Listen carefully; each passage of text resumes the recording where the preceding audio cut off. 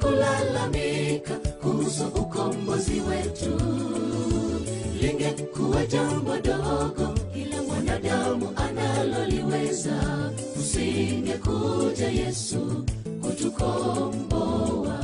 Utoaji wa mpango ni mada pana sana na ngumu kiasi, kwa vile kabla ya kuielewa vizuri mtu anakuwa na hisia kwamba madai ya Mungu kwake yamepitiliza kiwango cha kuhimili vishindo vya mahitaji yake kama mtu binafsi na familia yake. Hisia hizi zinakuwepo katika fahamu za watu, na kwa namna fulani inachochewa na ukweli kuwa historia ya utoaji wa kanisa la Waadventista wa Sabato haijulikani kwa waumini wengi. Hawajui tunakotoka na tunakoenda.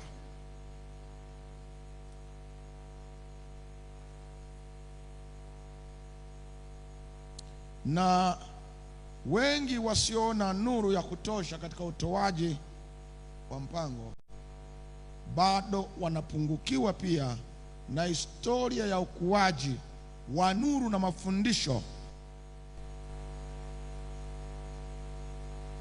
ya ibada ya matoleo kwa kanisa hili. Kwa maneno mengine, mtu ajui kanisa linatoka wapi, linakwenda wapi.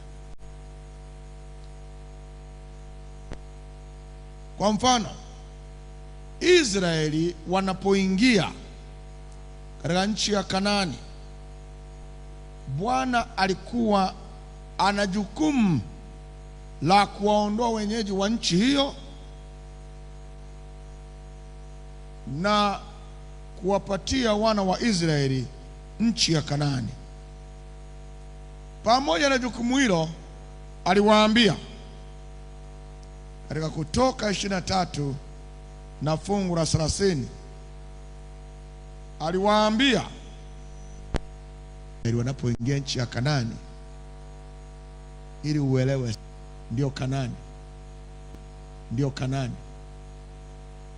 Na sasa wana wa Israeli wanaingia Kanaani,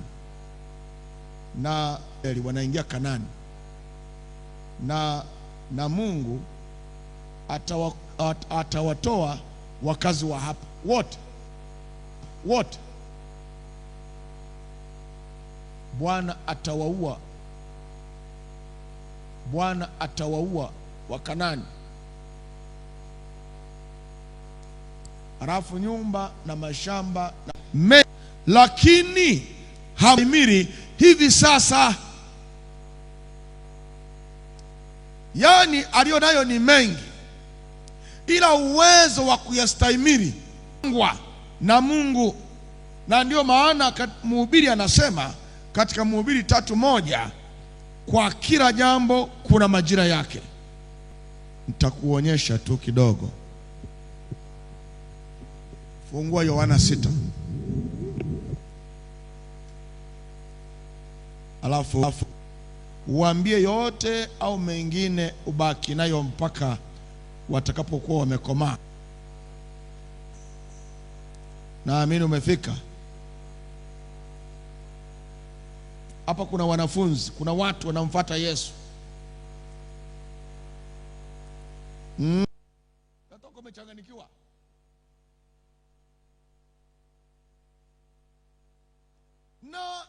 Na Yesu ili apate wanafunzi, kia walisema neno hili ni gumu na ni nani awezaye kulisikia?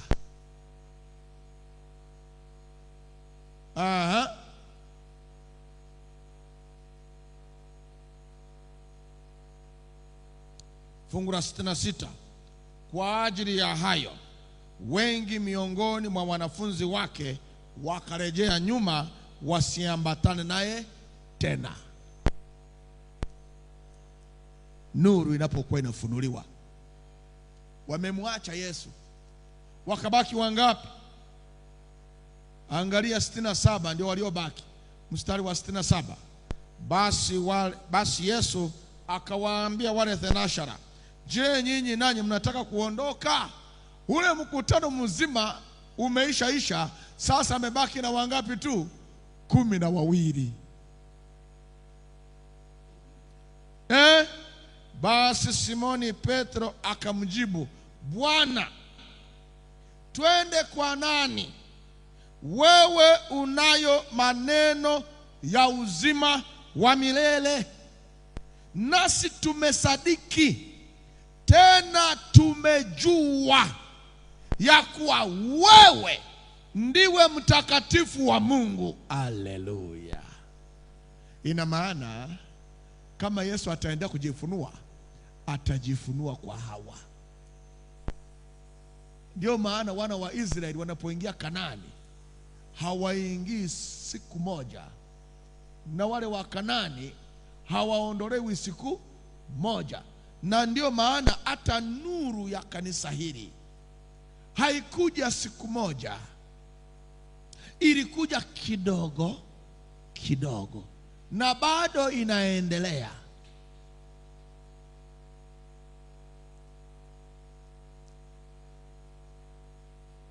Takupa mfano. Wale waliokuwepo wakati wa matengenezo ya William Miller na kuyasikia mahubiri ya marejeo ya Kristo mara ya pili waliitwa Waadventista.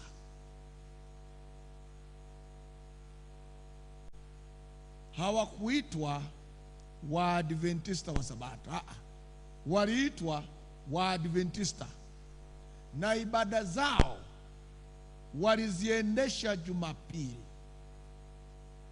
Wote hawa kina Mama White na wengine. Lakini maandiko yanaonyesha mwaka 1845 katika mji wa Washington kulikuwa na mchungaji Mwadventista Frederick Wheeler, na alipokuwa anafanya mahubiri yake, huyu Mwadventista akawaambia washiriki wanaomsikiliza kwamba kama Bwana akija leo atatukuta tumejiandaa, tunafaa kwa uzima, tumeyashika maagizo yake yote. Na kwenye ibada hiyo kulikuwa na mama mmoja anaitwa Rachel Oakes. Akasimama nyuma akasema kwa sauti, mchungaji, hatujawa tayari, hatujatunza sabato ya Bwana. Mchungaji akamuuliza, sabato ya Bwana ndio nini? Mama yule akapewa nafasi kwa ujuzi mdogo kwa nao aelezee juu ya sabato ni nini. Akaeleza siku ya 7 ya juma, siku ya ibada, siku ya mapumziko, amri ya Mungu.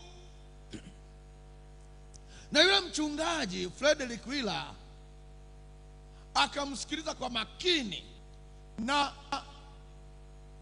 anafuatisha mafungu mama anayotoa, yule mwanamke anayotoa. Hatimaye akasema, haya maneno hata kama sijawa na kina, lakini ni ya kweli, na mimi nitaanza leo kutunza sabato. Akawa mchungaji wanza kutunza sabato, Mwadventista. Kulikuwa na injinia kanisani mle, muunzi anaitwa Prebe.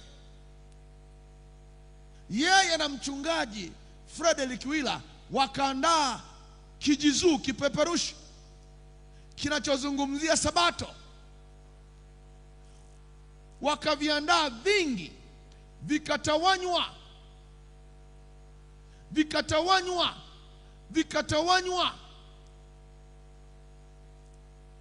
Na kimoja cha vipeperushi hivyo kikamfikia Joseph Betts, aliyekuwa naye Mwadventista lakini hatunzi sabato. akakisoma kile kijizuu, akakisoma, akakielewa, akaazimu kujua vizuri zaidi, akafunga safari kwenda Washington kukutana na waandishi hawa wawili hawa, wakamweleza nuru walionayo juu ya Sabato. Huyu nahodha Joseph Bates alikuwa ni nahodha wa meli na shareholder. Alipoujua ukweli, akaanza kuandika kitabu cha utunzaji wa Sabato, ukweli wa leo, the present truth about the Sabbath.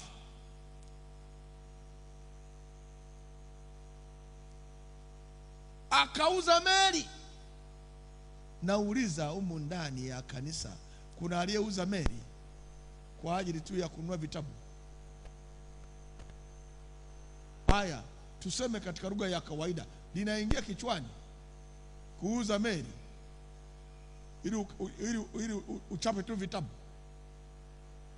Sasa kama unaona ugumu, kanisa hili watangulizi wake walitoa mali zao. Joseph Bates akauza share yake, akapata hela yake, akaanza kutunga kitabu hicho, nuru ambayo Rachel Oakes ameisema, imepokelewa, imekuzwa, imekutana wasomi wamebobea kwenye Biblia, wamegundua ni ukweli.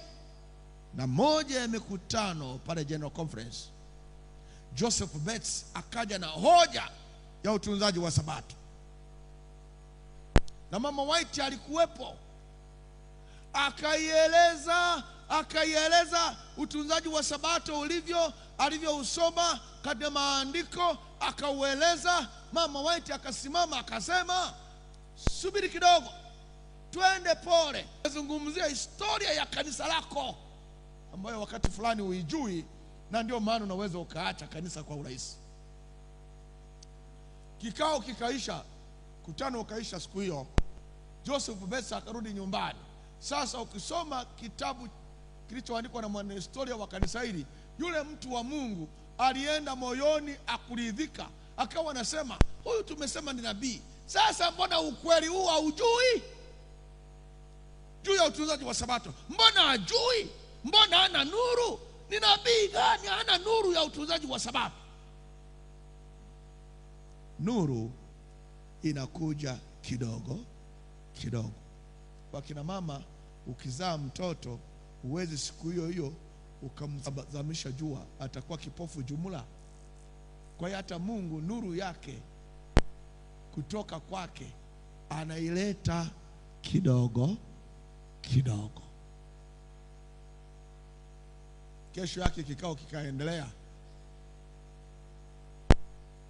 Wakati ibada inaendelea ya asubuhi, Mama White alikuwepo, Joseph Bates alikuwepo. Alikuwa nyuma kabisa, ameketi nyuma, moyo wake umesinyaa, maana alitegemea Mama White awe na uwezo wa ujuzi wa ile nuru,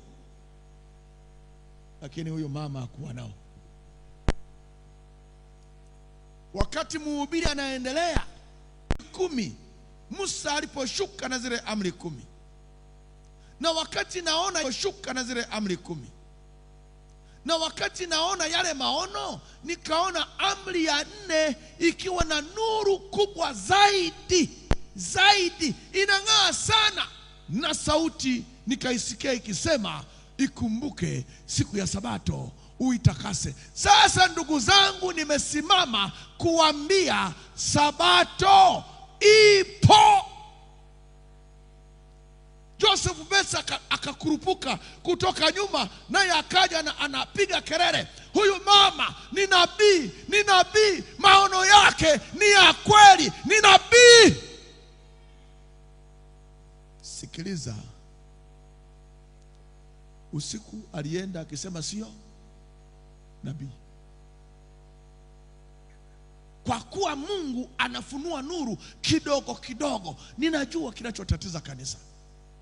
Kanisa alijui historia yake.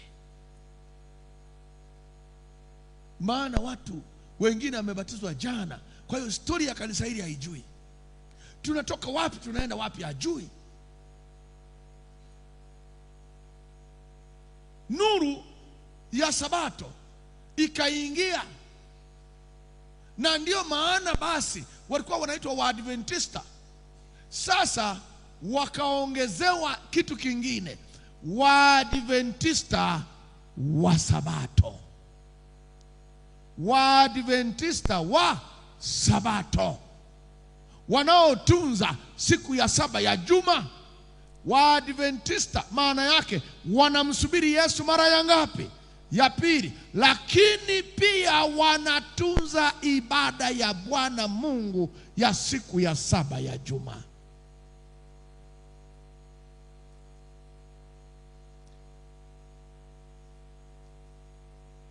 Mwaka 1844 Oktoba 22. Leo nazungumzia historia ya kanisa. Ninatamani Nyegezi wakae kanisani, watulie. Hii ni kanisa la Mungu. Lazima ujue kanisa limetembeaje. 1844 ambapo walimsubiri Yesu kuja mara ya pili, Oktoba 22. Jua lilipokuwa linazama kama linavyozama sasa, na ni Oktoba 22 na Yesu hajaja, walikata tamaa. Usiku lilipozama kabisa, watu waliacha imani. Katika shamba moja kulikuwa na kibanda cha kutunzia mazao kidogo, na shamba hili lilikuwa ni la mahindi, cornfield, na mmiliki alikuwa anaitwa Hiram Edison. Na ndani yake pia kulikuwa na shamba la mbuzi. Hiram Edison alikuwa Mwadventista, naye alikuwa anamsubiri Yesu aje Oktoba 22. Na sasa alipoacha kuja, yeye na watu wengine 5, jumla 6, wakaingia kwenye kibanda hiki kumuomba Bwana, maana Waadventista walikuwa wamekata tamaa.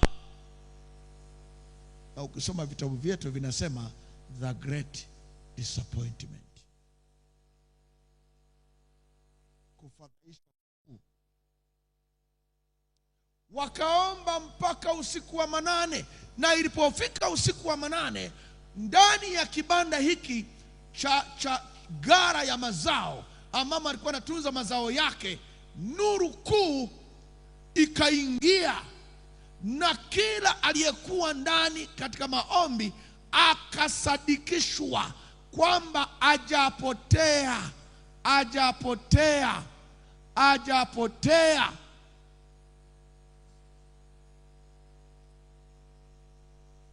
Ila wamekosea tukio.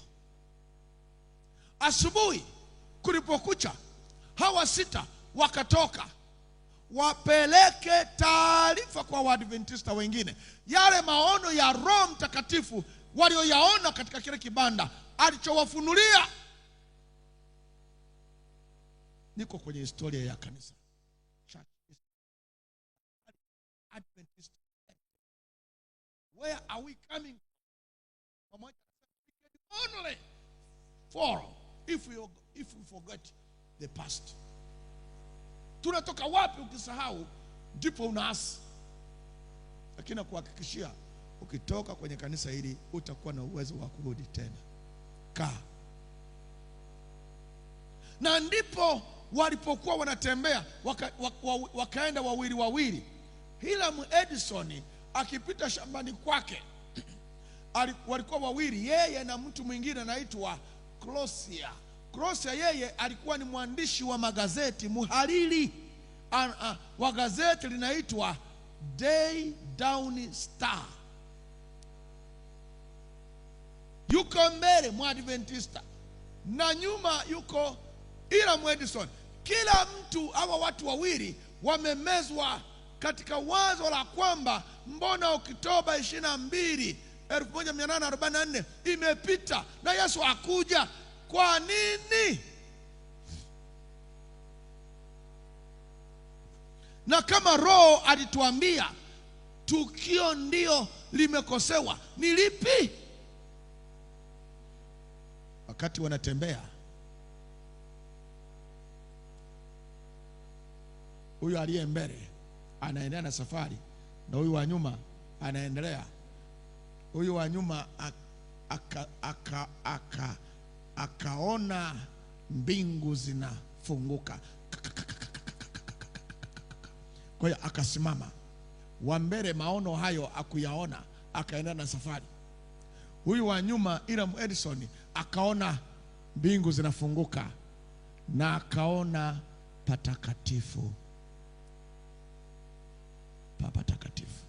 Yesu anaama mwenyewe chumba cha kwanza, anakwenda chumba cha pili, na kuna utukufu mkuu. Akaanza kusema haleluya, haleluya, haleluya. Huyu wa mbele anaendelea na safari mpaka akafika mwisho wa shamba.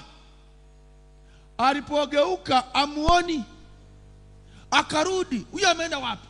Akarudi akamkuta jamaa ameinua mikono, anatazama mbinguni, anasema haleluya, haleluya, haleluya, haleluya. Akamwambia, unasema haleluya ya nini? Akasema, wewe uoni. Huyo ndugu alipotazama hakuona kitu, kwa kuwa maono sio ya watu wangapi? Ni ya mtu huyu ambaye Mungu ameona anastahimili. Akamwambia, umeona nini mtu wa Mungu? Akasema, tukio nimeshalifahamu. Nimemwona Bwana wetu Yesu Kristo anatoka patakatifu anakwenda patakatifu pa patakatifu. Akasema, una maana gani? Akasema, ndicho nilichoona. Kulikuwa na patakatifu, kuna chumba cha kwanza na kuna chumba cha pili. Nilimwona anatoka chumba cha kwanza anakwenda chumba cha pili. Ni yeye.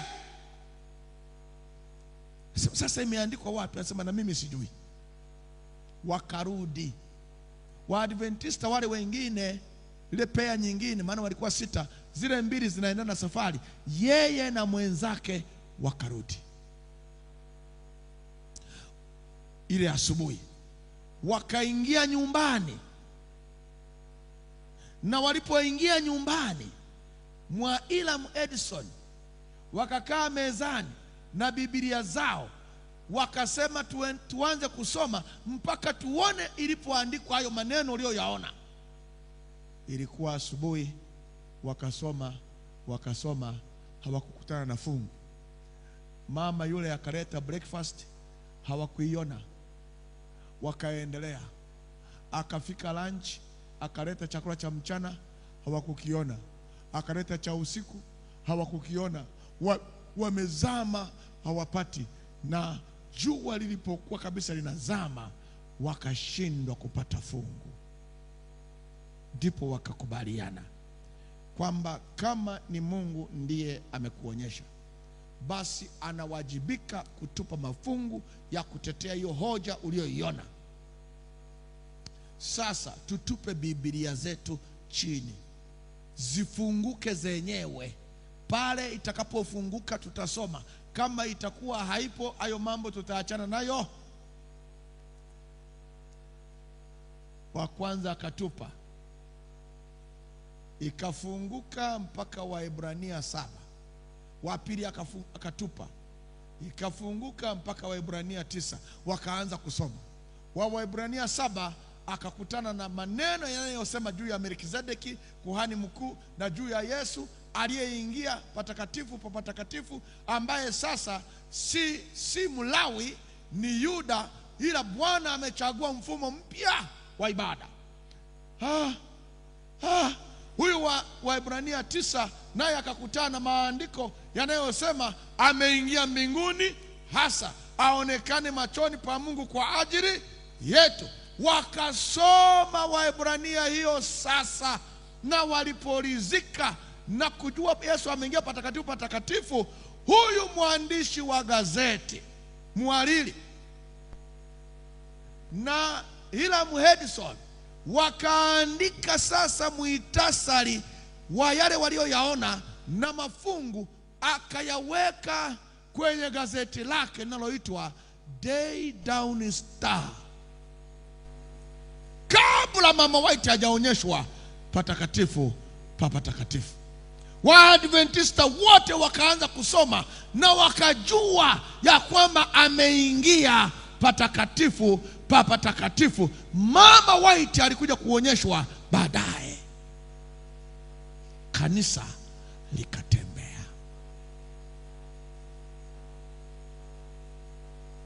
Linatoka wapi?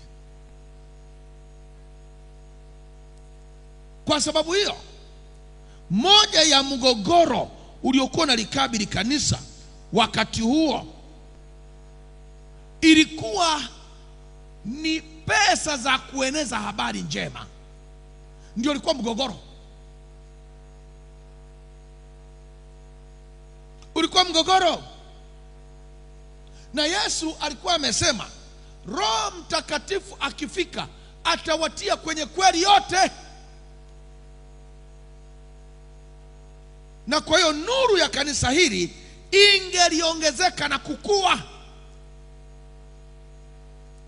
na ukweli tulio nao ungalikuwa endelevu. Na Mama White anaandika baadaye, Roho ya nabii anasema ukweli wa Mungu ni endelevu, siku zote unasonga mbele, ukitoka nguvu fulani kwenda nguvu kubwa zaidi, ukitoka nuru kwenda nuru kubwa zaidi. Tunayo kila sababu ya kuamini kwamba Mungu atatuma ukweli ulioongezeka zaidi, kwa kuwa kazi kubwa haijafanyika bado.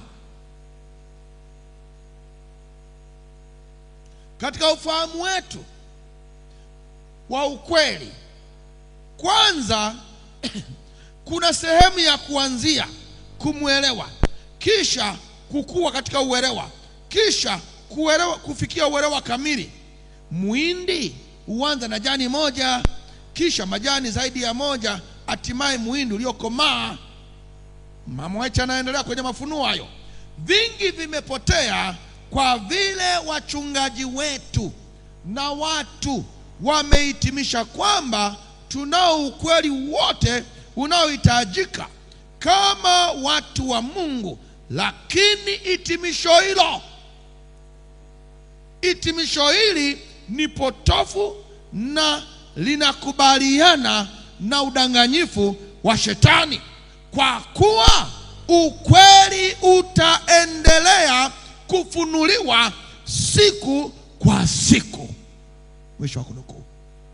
Hayo maneno yako utayapata kwa Ellen G. White, gazeti la Signs of Times, dalili za nyakati, la Mei 29, 1890, aya ya 2, kwamba ukihitimisha kwamba tuna kila kitu tumejitosheleza, umepingana na Biblia, umekuwa kipofu unayehitaji dawa ya macho. Kwa hiyo ibada ya matoleo, kwa mantiki hii, Waadventista wamepitia vipindi vigumu vya matoleo yasiyokuwa na mwelekeo kabla ya kufika hapa tulipo. Kipo kipindi walikuwa hawawalipi wachungaji wao mshahara fungu kuu. Kuna wachungaji wa mshahara na wasiokuwa wa mshahara. Kwa hiyo wakasema ukimlipa tu anakuwa wa mshahara, na maana wamesoma fungu nje ya muktadha. Na pia kuna wakati walianza kulipa mishahara, lakini kwa nuru isiyokuwa kamili. Na nyakati zote hizo kazi ya Mungu ilitikisika. Kazi ya Mungu ilitikisika. Tulianzaje sasa? Walipoanza kulipa mishahara, na kutokulipa. Walikuwa wamesoma Yohana 10 fungu la 11 mpaka 13, mchungaji wa mshahara. Kwa hiyo wakaitafsiri kwamba hakuna sababu ya kulipa, kuwapa posho wachungaji ili wafanye kazi. Hili alikuwa fundisho la Yesu, na wachungaji wengi walipata madhara na shida. Edison huyu ambaye alikuwa ni miongoni mwa waliofunuliwa fundisho la patakatifu, alikuwa na mashamba ya mawili akayauza. Alikuwa na kundi la kondoo akaliuza ili kuendelea kuhubiri na kumsaidia Joseph Bates. Joseph Bates akauza Mary mpaka hela zikaisha. Na washiriki waliwapa kidogo wachungaji kwa njia ya mazao, pengine nguo zilizochakaa, alimaarufu mitumba. Hivyo maisha ya mtumishi yakawa mgogoro. Wakati fulani ilibidi sasa wachungaji wafanye kulima kipindi cha masika, na wakati wa baridi ambapo ni kazi ngumu kutembea, ndipo sasa waende kufanya kazi ya injili. Nitawapa tu mfano halisi. Mwadventista na mchungaji mmoja mwaka 1856 anaitwa John Norton Andrews, akiwa na miaka 20 alikuwa amechoka kuhubiri na kuandika, na alianza kuwa kipofu kwa sababu ya lishe, na sauti yake ilikwisha. Na anaandika baadaye kwamba hatukutumaini kuishi kipupwe kingine. Na mchungaji mwingine anaitwa John Robro, yeye alikuwa akifanya kazi ya uchungaji na useremala. Hawa wawili walikuwa wamechoka mno na kukata tamaa, wakakubaliana kuacha kazi, wakaenda Waukoni, Iowa kule Amerika. Kulikuwa na maeneo watu wanakwenda kulima, wakaenda kulima, wakaacha. Bibi White kwenye maono, Mungu akamuonyesha maono, napenda niyasome hayo maono. Akamuonyesha ya kwamba kuna watumishi wangu wawili mashuhuri wameacha kazi, Robro na Andrews, na sasa na kutuma ufunge safari ukawarejesha. Mgogoro ulikuwa ni nini? Hawana cha kujikimu. Fungu kuu, unajua ukisoma mafungu mchanganyiko unaweza pia ukajitia kitanzi. Ukisoma Biblia ina uwezo wa kukutuma kufanya chochote. Kuna mafungu kwenye Ezekieli yanasema waueni kabisa, anza na wazee walio mbele zangu. Hilo litakutuma kuua wazee wa kanisa, maana linasema anza wazee.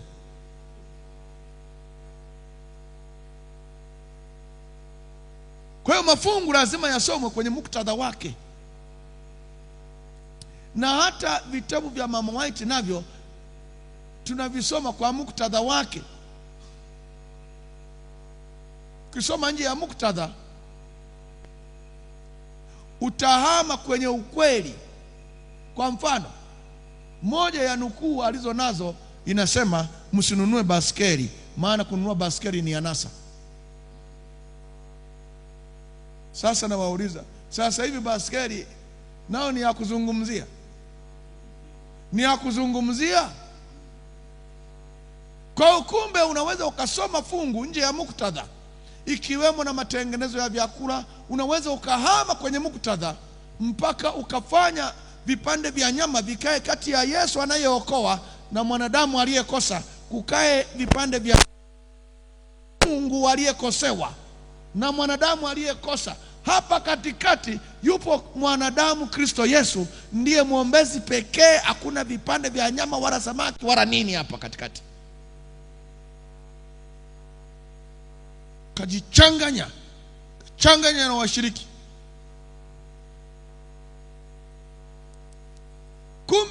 Kumbe hilo ni fundisho letu, lakini umelipeleka isivyo kwa kuhama kwenye muktadha. Na kwa kusema hivi, sina encouragement juu ya jambo hilo, maana nikitaka kulifundisha nitachukua muda wa kutosha kulifundisha vizuri, ili msifanye makosa. Baba mmoja baada ya kufanya makosa, sasa afya ilikuwa mbaya, na sasa ameenda hospitali, na hospitali zenyewe sio zile zinazojua haya matengenezo tunayoyafundisha sisi. Wakamwambia mwambie akale nyama, asipokula nyama sasa ataondoka. Na kumletea nyama, akasema siwezi kurudi kwenye dhambi. Sasa tufanyeje tumuokoe huyu mchungaji? Basi sasa hatakuwa na njia ili tumuokoe, aje ajifunze vizuri, afanye matengenezo kwa usahihi, maana ukikosea matengenezo pia unakuwa mfano mbaya kwa wanaofanya matengenezo. Basi akili zikaja kwamba tusage nyama. Tukasaga nyama nyingi tu na unga wa lishe, katengenezewa baba wa watu, akaletewa ili anywe uji. Alipokunywa akasema, mchungaji, yani uji ni mtamu ni mtamu.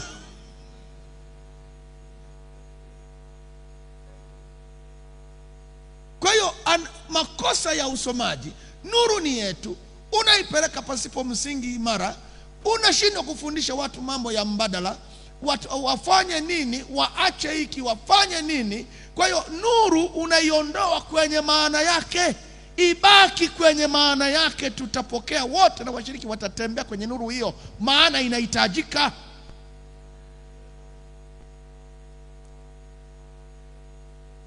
Sasa mwingine amefanya matengenezo ovyo, na tukisema tufundishe unakuwa mkali. Haya, akikosa maharage na nini anakula ugali kwa chumvi. Sasa huu ugali kwa chumvi si ni mbaya zaidi kuliko hata anayekula manyama? Na nyinyi wachungaji mwe mnafundisha nuru yetu vizuri. Mwingine amekuwa mkali kwa familia. Sasa akiondoka, mama mchungaji anatembea nyumba kwa nyumba,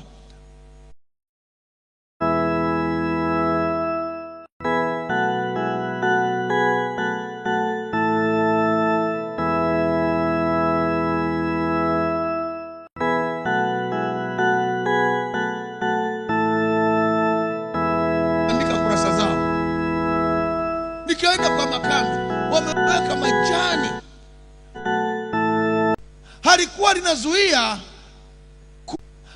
linazuia kuwapa mshahara, lilikuwa linavuta mind zao kwamba target si mshahara, target ni kazi ya injili ya kuleta watu kwa Yesu. Kwa hiyo wachungaji hao wakakimbia. Mama White akapanda, akaenda na mume wake. Anasema, anaandika baadaye kwenye Sketch of Life, Ellen G. White Sketch of Life, anasema tulianza safari juu ya barafu, huku tukichukuliwa salama ng'ambo. Tulipotua kingo za Iowa, sote tuliungana kumshukuru Mungu.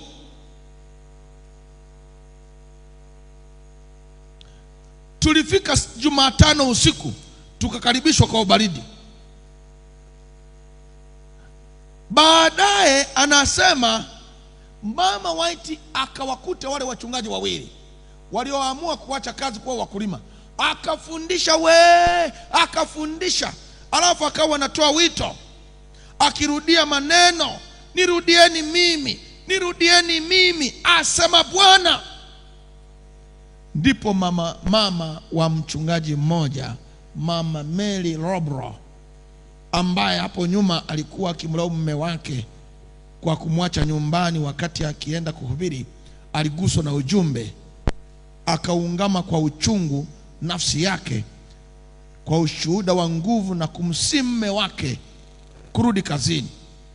Mume wake ambaye alikuwa amekuwa seremala na mkulima akasimama Mchungaji Robro, ambaye ndio mwandishi wa historia za kanisa la Waadventista wa Sabato, akasimama akasema maneno haya na yanukuu: nimeweka chini nyundo yangu ya useremala na kushindilia msumari wa mwisho, ili mikono yangu ishike upanga wa Roho. Sitaacha tena imani yangu, Mungu nisaidie. Akarudi. James John Andrews, hakuna mahali panapoandika namna alivyorudi. Yeye alirudi tu, alinyamaza tu. Alikuwa ameazimu kuacha kabisa, lakini baada ya Bwana kumsii, mama wote ameshaondoka, ndipo alipoamua kurudi. Kijana huyu, nyinyi hapa mjini mnasikia kwamba kanisa la Wasabato lina chuo kikuu kule Amerika kinaitwa Andrews University. Hilo jina ni la huyu ndugu ambaye Mungu alikuwa amempa karama ya ujuzi wa Biblia. Na James White na mama White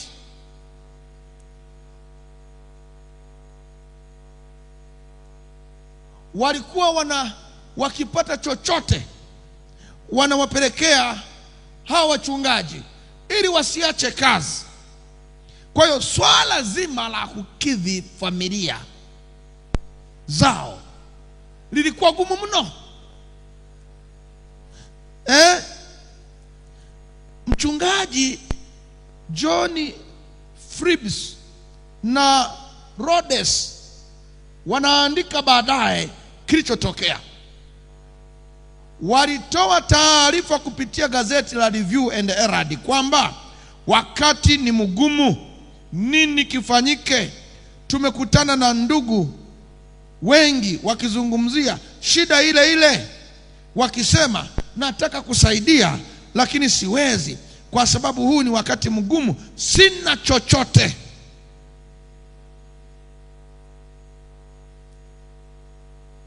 Ukienda kwenye biography N.G. White, kitabu cha kwanza, ukurasa wa 386, haya yapo. Kwa hiyo shida ilipoongezeka, Mungu akaona wakati umefika. Mama White akiwa anafikiri juu ya shida hii, Bwana akamletea maono.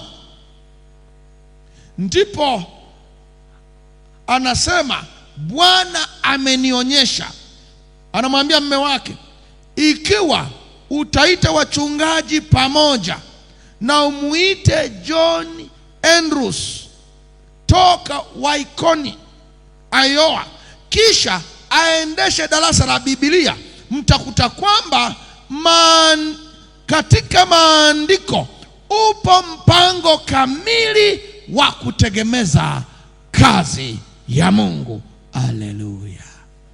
Swali, walikuwa wapi? Walikuwa wapi? Wanapitia shida zote hizo, walikuwa wapi?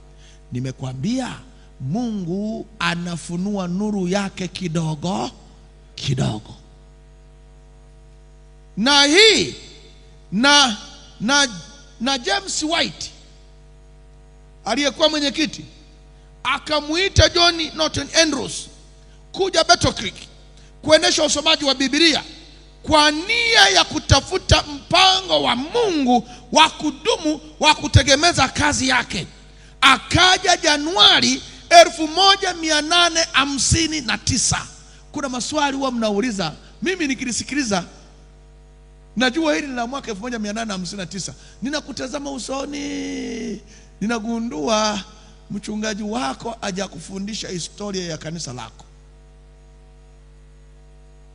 1859 wakakaa mkutano wa wachungaji wote siku 2. South Nyanza tunahitaji mkutano wa wachungaji, wakae wajadiliane kwa nini mapato hayafanani na washiriki walio South Nyanza. Mkifanya hivyo hamtakuwa wa kwanza. kanisa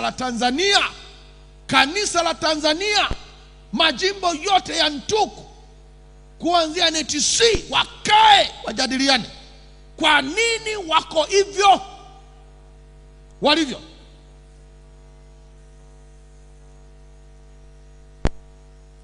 TRVF Rift Valley kule Manyara nao wakae wajadiliane kwa nini wako kama walivyo.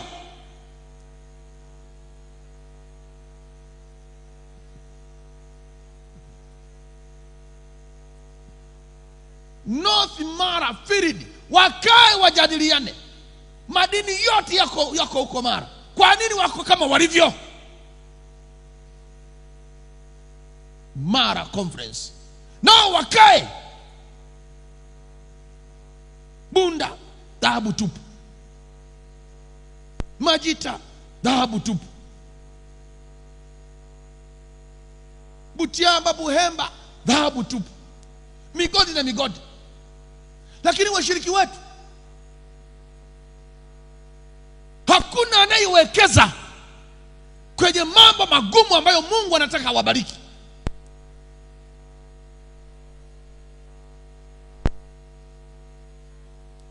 Nini kinawashinda?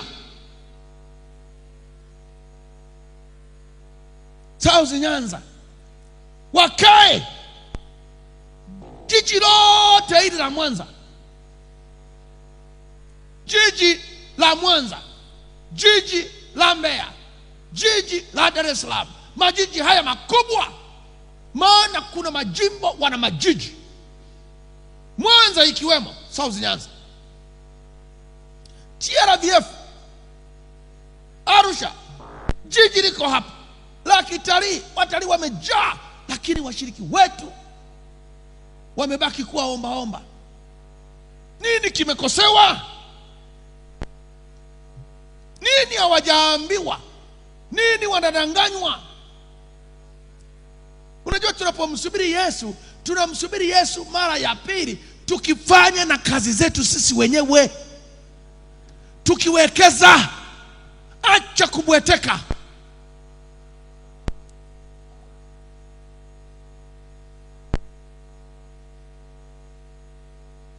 NGBF Kahama, mafuriko ya madini. Geita, mafuriko ya madini.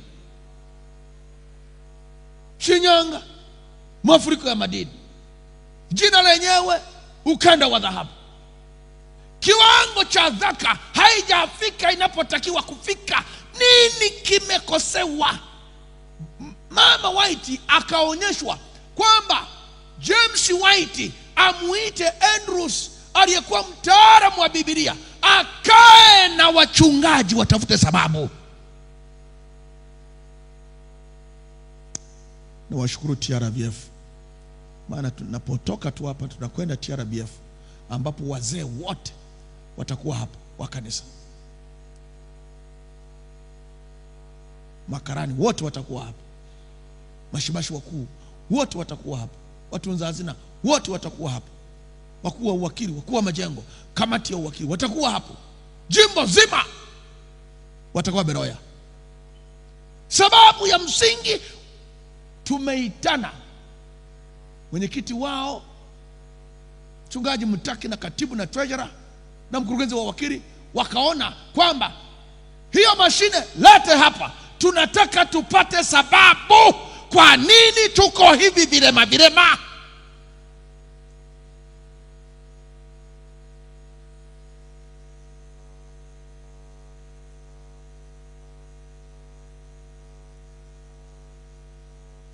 Kazi haitembei. Mama White alipomuita James White, akaenda akamuita Andrews, wakaja wakakaa siku mbili, wanafunua maandiko. Na Mama White Mungu alimwambia mpango wa kutegemeza kazi yangu uko kwenye maandiko. Acha kuwa na ubunifu usio kwenye maandiko, uko kwenye maandiko. Baada ya siku mbili ndipo wakaja na mfumo wa utoaji wa zaka, wakaja na mfumo wa utoaji, mfumo wa utoaji. Sasa nimesema, nisikilize vizuri, nuru inakwenda kidogo kidogo. Pamoja na kukaa na kujifunza, hawakufika kwenye uelewa wote, wakaishia kusema yafuatayo. Siku ya Jumapili usiku, mpango uliogunduliwa ukaletwa katika baraza la mashauri la kanisa la Battle Creek. James White anaandika, kanisa la Battle Creek lilikutana Januari 16, 1859 jioni kufikiria juu ya utoaji wa mpango ambao utawafanya wote kufanya kitu fulani kwa kazi ya Mungu kwa muda wote, kuitegemeza kuliko uwezo wao. Biography ya N.G. White 388 kurasa. Kisha John Andrews na Frisbee na James White waliombwa kuandika andiko juu ya utoaji wa mpango lililojengwa katika maandiko matakatifu. Wiki mbili baadaye, Januari 29, 1859, baada ya masaa ya Sabato kupita, kanisa lilikutana kusomewa. Nasoma taarifa sasa. Waliandikaje? Taarifa ilikuwa inasemaje? Taarifa ilipokelewa kwa sauti moja na ikapitishwa ichapwe katika gazeti la Review and Herald. Tangazo lilisomeka hivi: toka kwa kanisa la Mungu Battle Creek kwenda kwa makanisa na kwa ndugu, kaka na dada walioko Michigan, tunapenda kuuliza usikivu wenu juu ya utoaji wa mpango ili kutegemeza kazi ya kutangaza ujumbe wa yule malaika watatu. Mpango huo unakubaliana na maandiko matakatifu. Walichunguza maandiko ya Agano Jipya na wakakusanya mafungu yote yaliyoonyesha ya kwamba yanaweza kuwasaidia kufanya kazi ya Mungu, na fungu lao kuu likawa Wakorintho wa kwanza sura ya 16 na fungu la 2. Sasa sikiliza nuru inavyopanuka. Kwa mara ya kwanza walipoanza utoaji wa mpango, hawakuanza wakijua kuna moja ya 10. Hawakujua moja ya 10 kama ipo na moja ya 10 kama ipo. Walianzaje? Wakafanya azimio kama ifuatavyo: toka katika kila pato la dola 100, wanaume kati ya miaka 18 mpaka 60 kila siku ya kwanza ya juma wataleta katika hazina kati ya senti 5 hadi 25. Uelewe nuru bado hapa, walikuwa bado, ila wameanza. Haya, wanawake kati ya miaka 18 mpaka 60 wataleta kati ya senti 2 hadi 10 kila siku ya kwanza ya juma. Vijana wa kiume na wa kike wataleta kati ya senti 1 hadi 5 kila siku ya kwanza ya juma. Halo, nini kilikuwa kimepungua? Kilichokuwa kimepungua ni hiki: walisoma tu Agano Jipya, kwa kuwa wakati ule walikuwa hawajawa na imani juu ya Agano la Kale na mambo yake. Mpango huu, ingawa ni nuru ndogo sana na ina makosa ya kimaandiko, lakini uliweka mzigo wa kazi kwa kila mshiriki. Tangu mwanzo uliitwa utoaji wa ukarimu, systematic benevolence. Na kanisa la Mungu la Waadventista Sabato na wachungaji wenzangu walio hapa, ni waagize tu, mwe mnafundisha hawa washiriki, mnawabatiza na kesho na Jumamosi mtabatiza. Sasa unayembatiza Jumamosi anajua Na wengine hapa ni kama naongea mambo mapya, mashikoro mageni, kwa sababu kazi ya mchungaji ni kurudia na kurudia na kurudia, ili washiriki wajue ramani wanatoka wapi. Kwa hiyo walitumia kwenye uelewa tulio nao. Waadventista wa Sabato hawakuelewa utoaji kamili kwa muda wa miaka nyingi, zaidi ya miaka 20, bila kuelewa vizuri. Lakini njia hii ilisaidia kueneza injili ulimwenguni vizuri zaidi kuliko hapo awali. Utoaji wa mpango ulikubaliwa na Ellen G. White. Yeye aliunganisha. Bwana sasa akaona wamekomea hapo, na yeye anatakiwa aanzie walipokomea. Yeye akawafunulia ya kwamba waende wasome Malaki na zaka na sadaka. Na kwa hiyo mwaka Juni 1859 akaandika, na alionyeshwa kwamba utoaji wa mpango unampendeza Mungu. Na alionyeshwa nyuma katika siku za mitume, na nikaona kwamba Mungu alizindua mpango huu kwa njia ya Roho Mtakatifu, na kwamba kwa karama ya roho ya unabii anawashauri watu wake kuhusu utoaji wa mpango. Na Januari 1861 aliandika katika Shuhuda kitabu cha kwanza chini ya kichwa kilichosema utoaji wa mpango. Aliandika hivi: usimwibie Mungu kwa kumzuilia zaka. Sasa ile iliyokuwa nuru ndogo mno sasa imepanuka, kwa kuwa Mungu analiongoza kanisa hatua kwa hatua. Na wakati huo kulikuwa hakuna kuweka tofauti kati ya zaka na sadaka. Hitaji lao lilikuwa ni fedha. Miaka iliyofuata sasa ndipo Ellen G. White aliandika juu ya zaka na sadaka, na akatoa humo udhibitifu wa utoaji wa mpango kwa maneno haya: utoaji maalumu wa zaka umejengwa juu ya kanuni ya kudumu kama amri ya Mungu. Mpango huu wa utoaji wa zaka ulikuwa mbaraka kwa Wayahudi, vinginevyo Mungu asingaliwapatia.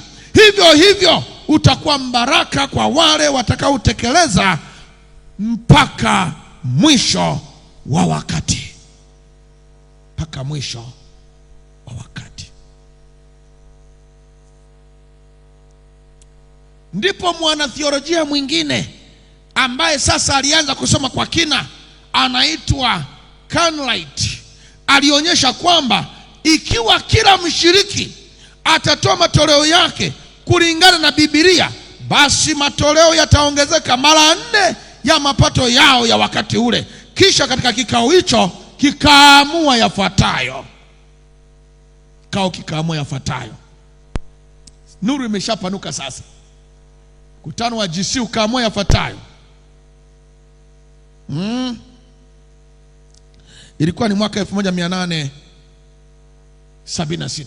miaka 20 baadaye. Baada ya mahangaiko yote, sasa wanaamua yafuatayo.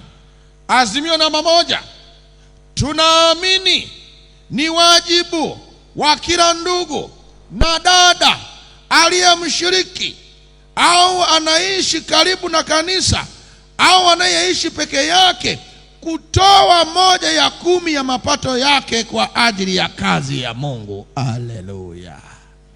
Nuru sasa imepanuka.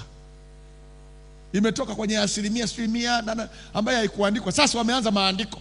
Sasa nuru, Mungu ameipa nuru kubwa kanisa. Azimio namba 2: tunawaagiza wachungaji wote kuliweka mbele ya washiriki na waumini jambo hili, kila mmoja wao alitekeleze.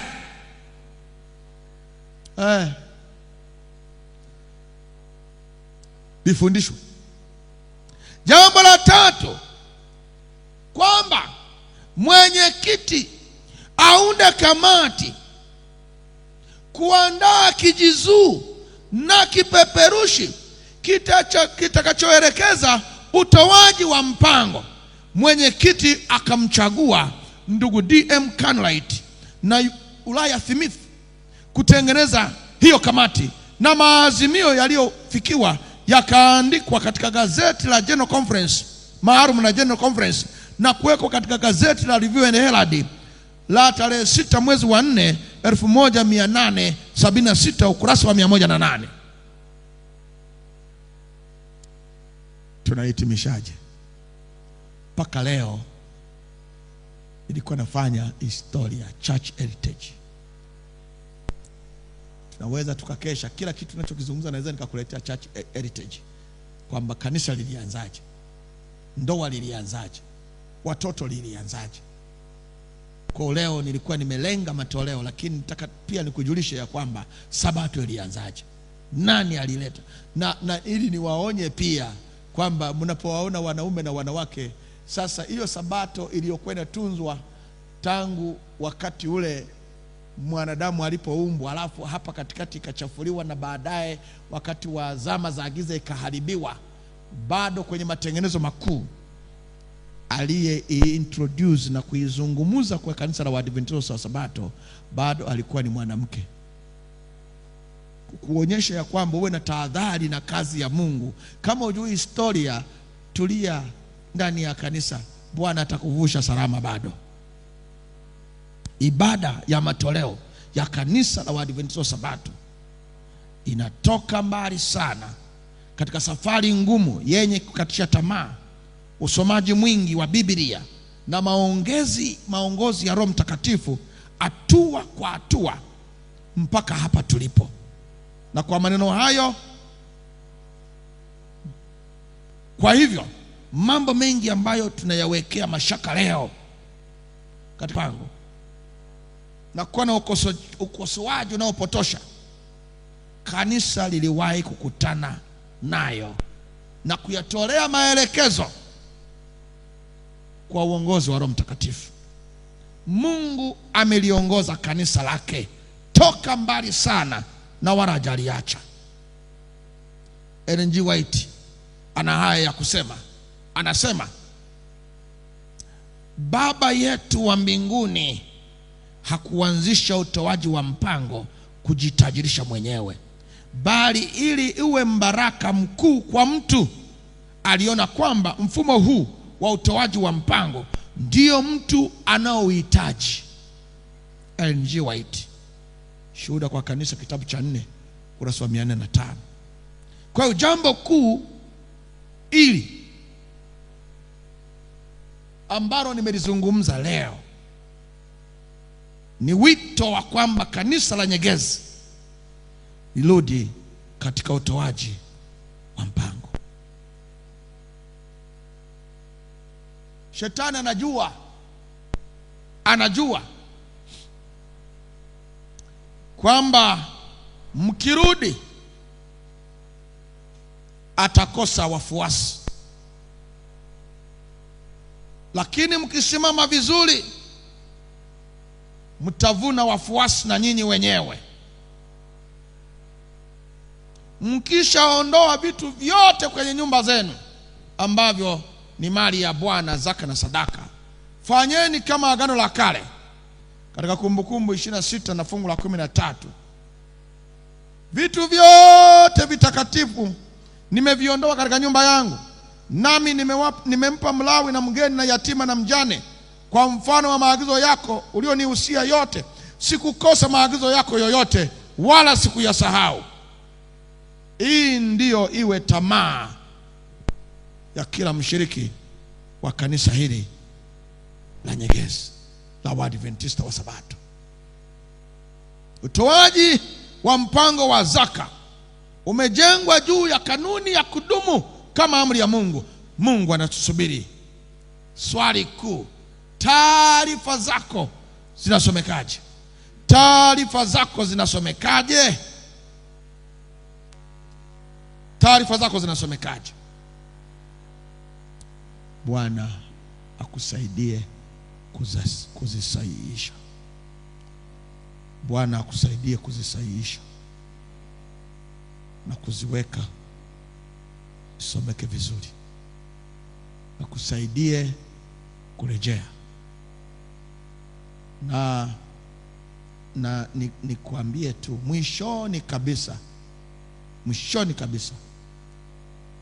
Bwana atakuuliza. Kwenye roho ya unabii anasema amekuwa akitusubiri tusahihishe yaliyopita.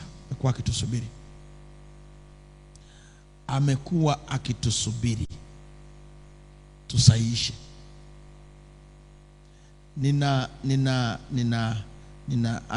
Anasema kabla Yesu hajasema mwenye kudhulumu, si ndivyo mlango wa rehema unavyofungwa? Mwenye kufanyaje? Unafungwaje mlango wa rehema? Yesu anatamka maneno gani? Mwenye kufanyaje? Tulia. Kwa nini anazungumza kudhulumu? Maana ni yeye aliyedhulumiwa zaka na zabihu. Kwa hiyo mlango wa rehema utafungwa na tangazo la uasi dhidi ya ibada ya matoleo. Jioni ya leo, kabla mlango wa rehema hujafungwa, ipo nafasi ya kusahihisha. Baada ya kusikia yote haya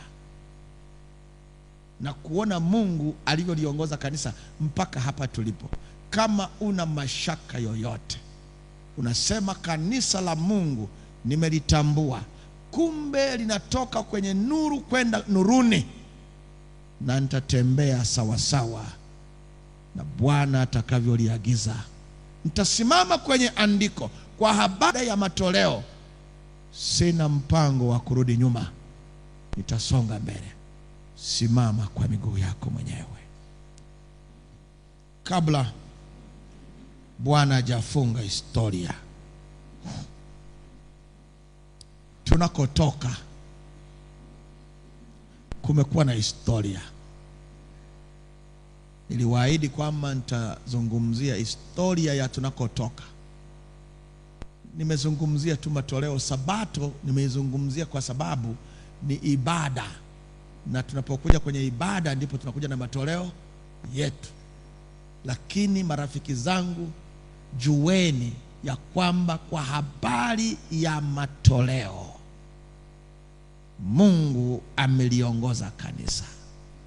Ulikuwa unajua ya kwamba waliwahi kuambiwa kati ya dola 100 utoe dola 5 mpaka 15. Bwana, nuru hii ipo ya kutosha. Na umeona azimio la General Conference la mwaka 1876 juu ya wachungaji. Umesema wachungaji wafanyeje? Wafundishe washiriki utoaji wa mpango. Kanuni yetu ya kanisa inasemaje kama mchungaji afundishi kabisa utoaji wa mpango wa ibada ya matoleo? Inasema kazi yake ikomee hapo, aondolewe kazini.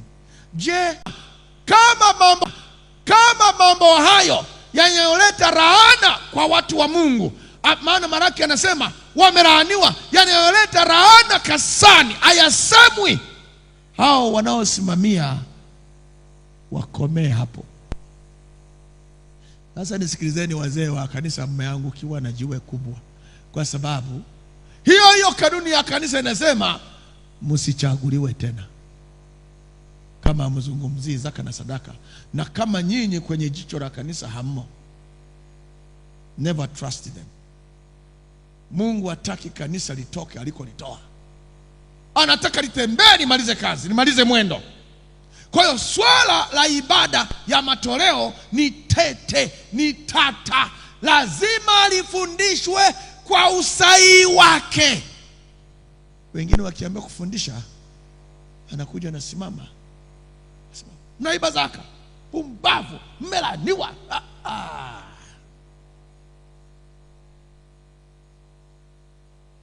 Hayo sio mafundisho. Fundisha watu wafike kwenye viwango vya kuona kazi ya Mungu inavyotegemezwa, na wajitoe kwa hiari katika mioyo yao. Jioni ya leo tutakwenda kuomba.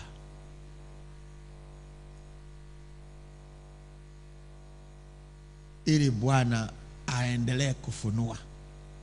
Siku niliyobakiza ni moja, na siwezi kuyamaliza nilio nayo. Nachagua tu kadogo, haka ni kadogo sana kwenye nayo yafahamu juu ya kanisa na connection. Labda Bwana akinipa nafasi nitafanya connection kati ya alama ya mnyama na ibada ya matoleo, na shetani anachonia kufanya saa ya mwisho. Kati kila kichwa kimeinamishwa, kila mtu anatafakari.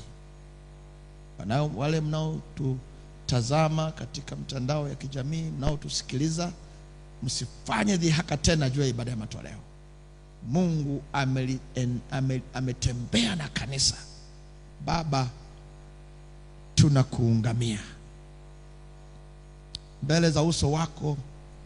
Tunakuja kama tulivyo. Tunapotazama ulivyoliendesha kanisa toka Edeni, ulizindua ibada ya matoleo.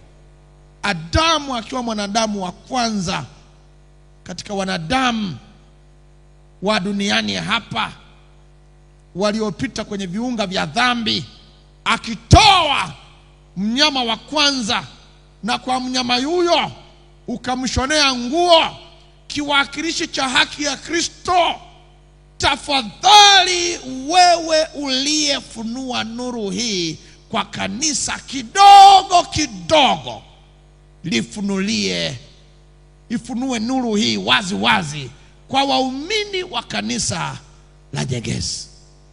Kila atakaye utafuta uso wako, jifunue kwake, ili mwisho wa safari yetu tusiwe na lawama juu ya ibada ya matoleo. Tunajiweka wakfu mikononi mwako, tuko tayari kutii. Tufunulie uso wako, tuone nuru ya uso wako na namna unavyoliongoza kanisa. Ongoza hatua zetu kidogo kidogo, hata tufike kwenye nuru kubwa zaidi ya kuokolewa, kwa kuwa tumeomba kwa imani katika jina la Bwana wetu Yesu Kristo. Amina. Bwana akubariki. Bwana akubariki. Lingekuwa jambo dogo kila mwanadamu analoliweza, usingekuja Yesu kutukomboa.